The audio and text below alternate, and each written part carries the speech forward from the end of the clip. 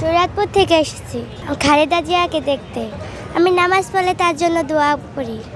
আমরা মনে করি বেগম খালেদা জিয়া আগের মতন আবার রাজনীতি করুক, আল্লাহ তাকে বাঁচায় রাখুক। সে বেঁচে থাকলে আমরা উন্নত হই। আমি আসছি বেগম খালেদা জিয়ার অসুস্থের কথা শুনিয়া আমার মন প্রাণ টানছে যে আমি ঢাকাতে যাই আর তার একটু দেখতে চাই, কিন্তু এখন জানি যে তারে সরাসরি দেখা যাবে না। তারপরে সে কোথায় থাকে, কোন জায়গায় থাকে, কীরকম আছে, এটা সরাসরি দেখার জন্য জায়গায় আমরা আসছি। তা আমরা মনে করি বেগম খালেদা জিয়া আগের মতন আবার রাজনীতি করুক, আল্লাহ তাকে বাঁচায় রাখুক।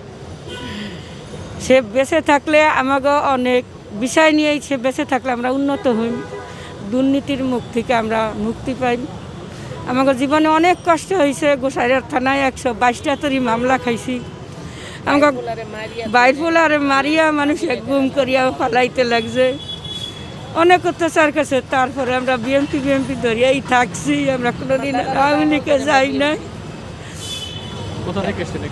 আমরা আছি শরীয়তপুর জেলা, গোসাইরহাট থানা। শরীয়তপুর থেকে এসেছি খালেদা জিয়াকে দেখতে। খালেদা জিয়াকে দেখার ইচ্ছা আসলে কেন হলো?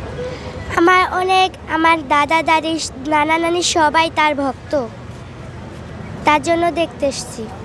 আচ্ছা, এসে কি দেখতে পেয়েছো? দেখতে না পারলেও আশেপাশে দেখলাম, আমার মনটা ভরছে। আমি নামাজ পড়লে তার জন্য দোয়া করি। দোয়ায় কি চাও? চাই সে সুস্থ হোক, এদেশে আবার ফিরে আসুক।